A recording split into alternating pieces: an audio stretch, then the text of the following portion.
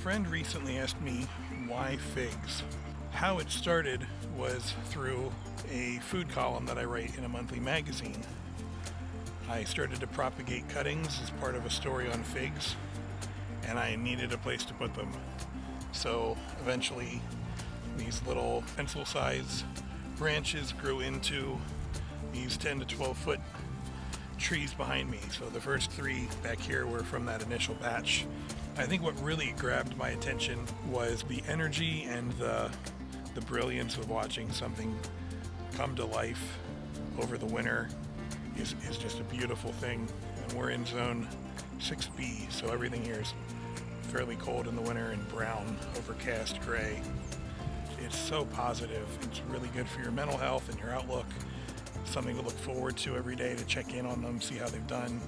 Or if you're like me, I will check in on them a few times a day and kind of document whatever has happened. So that was like the initial grab.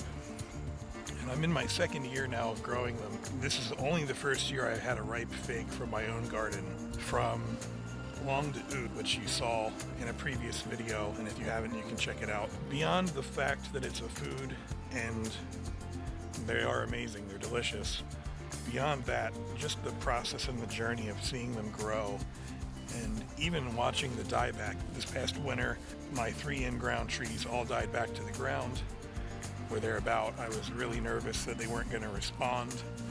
The spring was kind of cool at night, so it wasn't until May that they even woke up, hoping, praying that this tree that you've put so much time and energy into will rebound and grow back.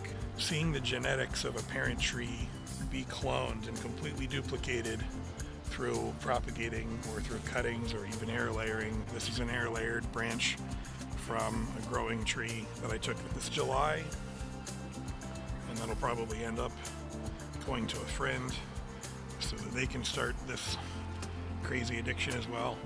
I definitely feel limited on room. There are a couple of other varieties I would like to try, but I also am a believer in editing.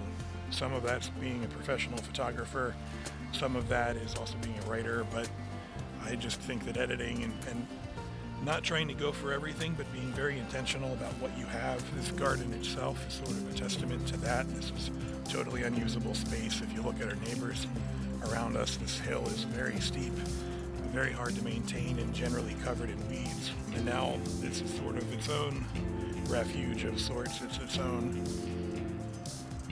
form of entertainment, learning. Most of the time when anyone comes over to visit, the first thing they want to see is what the garden looks like. And that's a lot of people who visit are not necessarily into gardening, but they're still curious.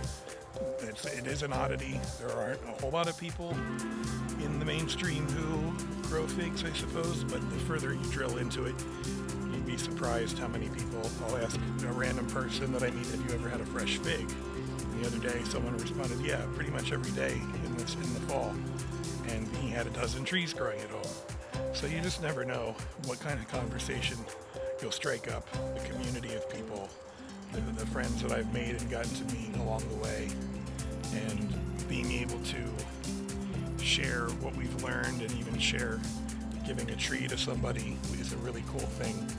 Why figs? There's kind of my answer. Figs are just very, very approachable. They're delicious, and yeah, they're just a whole lot of fun. So if you have your own reasons, and if there's anything here that resonated with you, let us know in the comments below.